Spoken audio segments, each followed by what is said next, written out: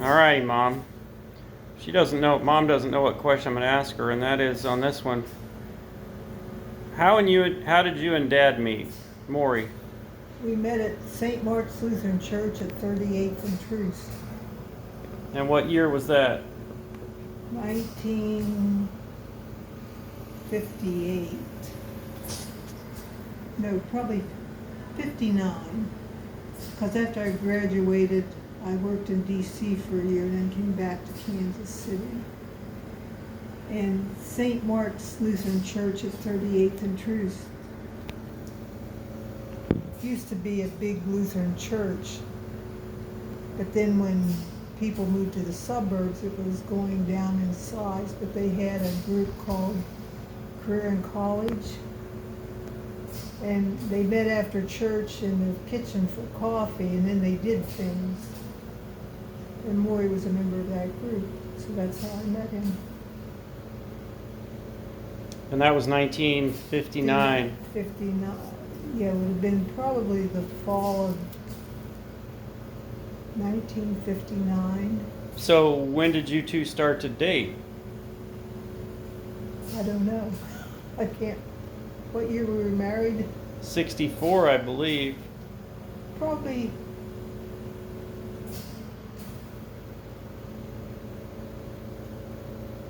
a couple years. I'm not sure. Because we lived together a while before we got married.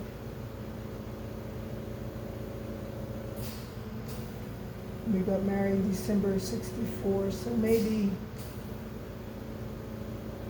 61, I'm not sure. Because we did things as a group the group went out and did different things. Right. Did he go back to Pennsylvania before you were married, or was the wedding the first time your parents and family No. met him? I went with him to one of his Army reunions in New York City. I think it was New York City, and we stopped in Pennsylvania. And so my family met him then. And what was funny, remember the little grocery store down at the end of Mom and Daddy Street? Geyer's wasn't Yeah. the name of it? Yeah. People thought he was one of the Kansas City mafia or something like that. Well, Kansas City was known for their Yeah. mob connections. And everybody seemed to like it. Everybody was impressed with him, said, nice guy. And then we went on to the reunion, and there were only two of the guys that hadn't married, and Maury and I forget the other couple's name, this other guy, and they both showed up with women that year, and it was in the first year of the World's Fair in New York City, and we went to it, and that's when Walt Disney introduced It's a Small, Small World. That was their entertainment, that amusement ride. I don't think you've ever been to Walt Disney World, have you? Or yeah, we went. Well, we went when I was what, maybe Yeah. third or fourth grade. Yes, I always remember. And and that couple got married later on too. But of course it was quite a thing for the other guys and their wives. Here come the two bachelors the same year, so. But we were accepted as part of the group. It was a really good group of people. And I remember when Maury died, I'm not sure who we called first, but the word got around, and I heard for a lot of his old buddies right away, which was quite impressive. Yeah, because that was 1987, and this group, Army group, World War II for them was over in 45. Yeah. And I think this reunion every other year, it was organized by Colonel, whatever his name was, from, I think he was in Chamber of Commerce in Columbia, Missouri, but he wasn't a professional soldier. He was, I don't know if he enlisted or drafted. And the guys really respected him because they hardly ever talked about the fighting per se. But I asked Maury once why Colonel Isley, I think it was, about him, and he said, well, they had been out in maneuvers for, a long time, more than weeks, and they hadn't even had a change of clothing or anything, and they were fighting. And when they got back to where they were going, I think West Point was graduating soldiers in 2 or 3 years, and this guy told Colonel Isley, get his troops ready, they had to go out again, and he said, I can't, I'll lose too many. Well, he was relieved of duty because he stood up for his men. And this other guy that was in charge sent him out, and I think one whole platoon was captured, and a lot were killed. And but they really respected this Colonel Isley, and I think he was the one that helped get the group organized. And then the way they got the name Polar Bear, their regiment, or whatever number it was, at the end of World War I, or the Great War, was in Siberia, and they didn't find out that war was over until months after, and that's why they called themselves the Polar Bears. And at one of the reunions in Kentucky, there was a soldier left from that group that attended the reunion that year, and that was after Maury died. I remember him coming to talk to the guys. But every other year, we try to go to the reunion, and we got to go to a lot of different, mainly cities on the East Coast, because that's where most of the guys were from. But you attended quite a few of them. You remember a lot too, probably. A good bit. I remember one we had in New Orleans, and you had, I'm not sure why we went to New Orleans. Well, I think they tried to find people that were in the group that could do the organizing, be in charge. And you went to church camp, and we picked you up and then drove, I think, to San Antonio to see Gail Batchelor's dad, stopped there. Yes, I remember that. And then we went on to New Orleans, and while we were in New Orleans, you got a terrible earache, and I think we went to an emergency room. We never could figure out what it was. And when we got back home, we took you to the doctor for an ingrown toenail.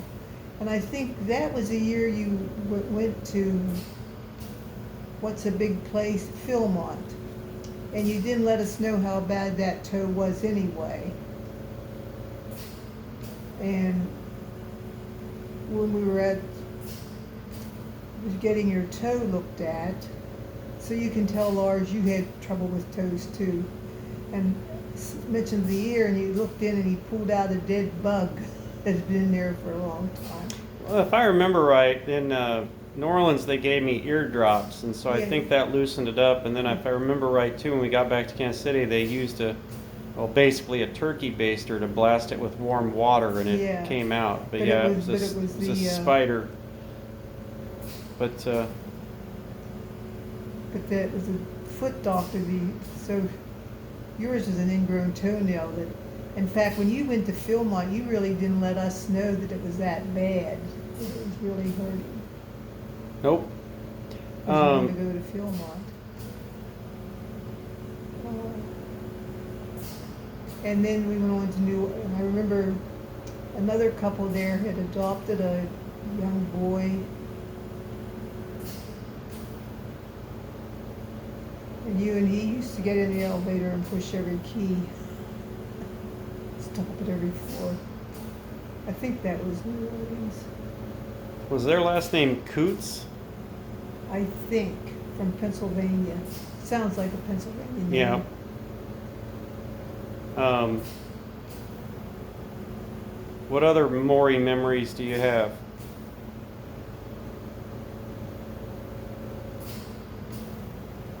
Uh, well, he started having health problems, I'd say, pretty early in our marriage. And come to find out, he had what you call, a layman's term, a hole in the heart. And so he had worked for Phillips Petroleum Company for a while. But when I married him, he was a representative for Wicks Filters and Gojo Cleaner User. They sell in gas stations or people. And many companies back then had sales representatives instead of having their own.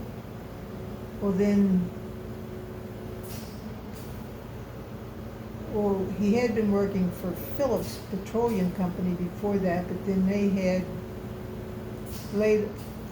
downsized or something or other, and then he went with Wicks Filters and whatever, Gojo I think it was, and then they decided to hire their own representatives. So another Maury had Kansas and Nebraska, I think, where he visited, in Missouri. He visited gas stations, construction sites, and would look to see what filters they needed. And he took some neat pictures because he would visit the construction site of the Arch in St. Louis when they were building it. And he would make lists of the filters, different filters that their different machines would use, and then the company would send it to him. So after that, he decided maybe to go into business for himself and do painting. Well, you know, your dad was a perfectionist almost. His paint jobs took him a long time, but by then he was his heart condition was beginning to show up too. But it took me, basically he couldn't do much at all without getting tired. And finally I convinced him he should go see a doctor. And we went to the doctor, and a couple weeks later he was having heart surgery. And that was 1975, wasn't it? No, it was 1977. 77, okay. Yeah. And you probably remember, since and they said he shouldn't have a job that was stressful. And I said, yeah, but we have a 5th grade son at home, talk about being stressful. But Michael enjoyed it because for many years for breakfast he had bacon, scrambled eggs, and homemade hash browns and toast every morning for breakfast, because Maury would make it for him. And I remember once you were telling somebody what you had for breakfast, and they said, oh, did your mother make that? And he said, no, my dad. So he got you off to school and everything. So basically he wasn't able to do much from then on because because the stress. Well, they didn't have all the rehab that they have Right. now. And his should have been discovered when he was born with the condition he had. But he passed the physical to go into the Army, and then so that didn't help because he was in the infantry and carried an 80-pound pack with all the guns and everything that they had to carry. Well, he was a light mortar crewman, so yeah, he had a pretty good load carrying And the. some of the guys said they could never understand because Maury was always, he would get us, go up a bar on the, whatever it was, and then they'd get demoted. Because they trained in Louisiana, and then they were trained in the desert because they were going to send them to Africa. And some of the guys, when they were at the reunion to talk, Maury would be standing at attention and Maury would fall asleep and then get reprimanded.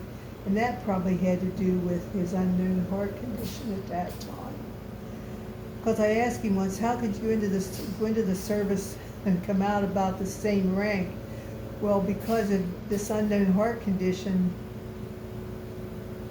things would happen that really wasn't his fault, and he'd get demoted. And but they had that. You might add some things to what you found out. Really a cohesive group of guys that met every 2 years, really. But they hardly ever talked about the actual fighting. It was all the funny things that happened.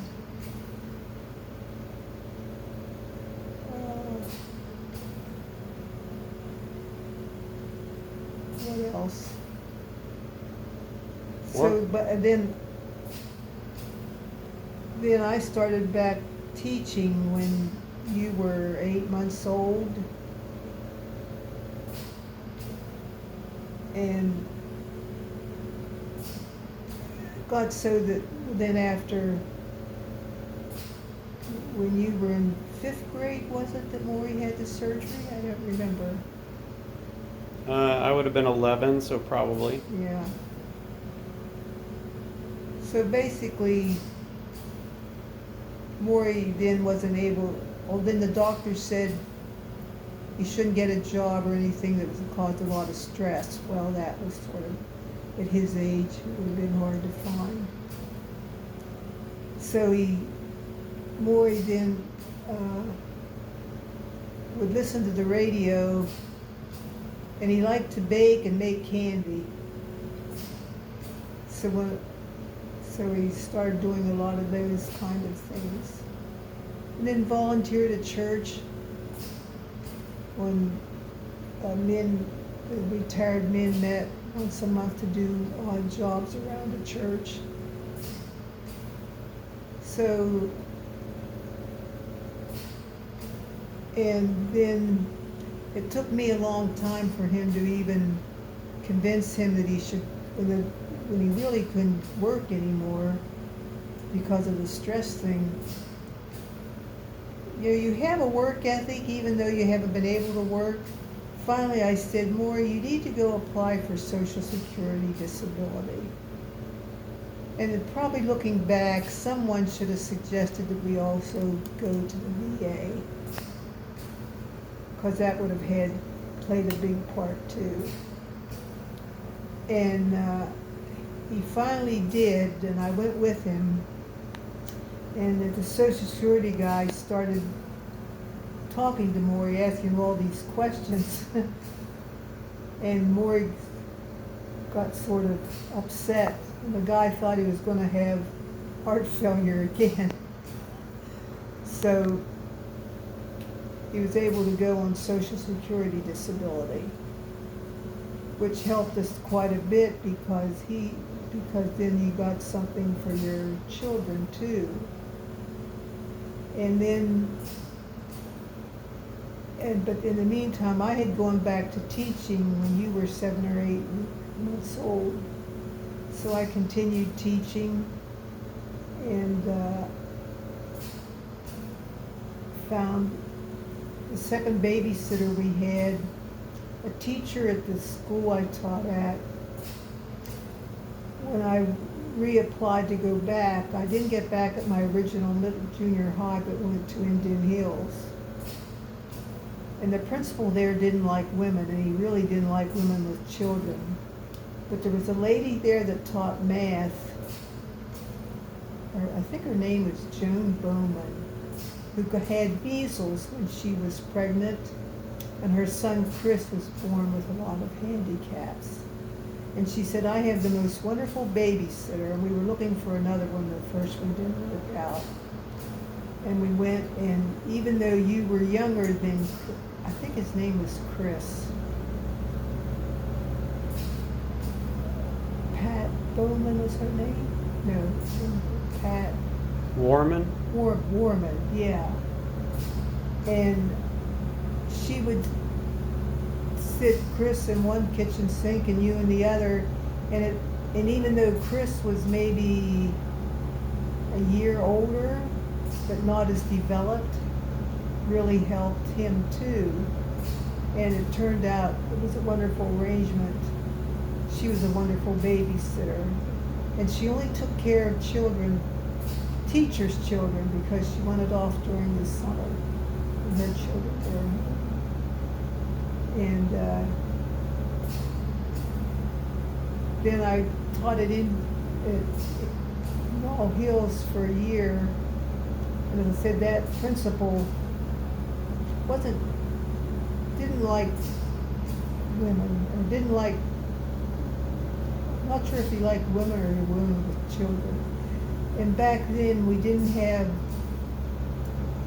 teachers had sick leave, but it wasn't that if your child got sick that you could stay home and use that sick leave as a, like they do now, you can use it for about anything. And when you go back, he would quiz you, well, were you sick or was it your child that was sick? And Joan Bowman could speak up a little bit. And later on, I think she became mayor of Lenexa. And I only taught there 1 year, and I was teaching Unified Studies. And the reading teacher that next year, this district was going to put 2 reading teachers in each junior high. And he said, why don't you, and I had to go back and get credits to renew my certificate. So he said, why don't you get into that if you don't have all those papers to grade? And so that's what I did. I took summer courses that summer. And then my next position then was at Old Mission Junior High, where I was a reading teacher. And a couple years after that, they asked me if I wanted to go to high school. And I said, oh, I don't know. Well, back then, the district liked to have teachers with master's degrees in high school. And even though mine wasn't in education, it didn't matter. It was just a master's degree. So that's how I ended up at West, teaching reading. Maury loved to cook, loved to bake and make candy. And I think you and your benefit of a lot of it. I guess we could tell the story. The year he died, the week before Easter, he had made cinnamon rolls and candy. He was going to send some to you at college and then some to his mother. And I remember by then we had found that he also then developed pulmonary fibrosis, which they really didn't know what all caused it then. And he was having trouble breathing, nothing to do with the heart, but more with the lungs. And so he made candy, and he had candy molds, and one of the molds was of a naked lady. And we were going to send that to you, and I think we did, to your college. And then when Maury died and called you and said your dad had died, you gave that box of candy to your roommate. And later on I asked you, well, did you ever look, and Maury had put the naked lady one in the bottom layer. And I said, did you ever look? And he said no, and he'd sent him home with Steve and was it Steve? Mm-hmm. And his mother was Baptist, but she was sort of a modern day Baptist maybe.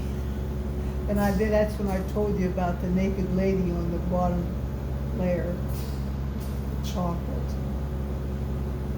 And When I saw Stephen later, they did find those, and his mom did enjoy the Naked Lady chocolates. So good, so. it didn't offend her to the point of not eating the chocolates. She enjoyed the chocolates. Yeah. And I guess we did get the rolls sent to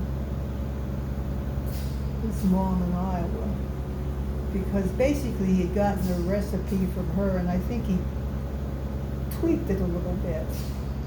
We like to bake, and there used to be a radio show in the morning that would have recipes. This was after you went to college. I never knew what I might smell when I came home from school, because he would go out and buy the ingredients and make something.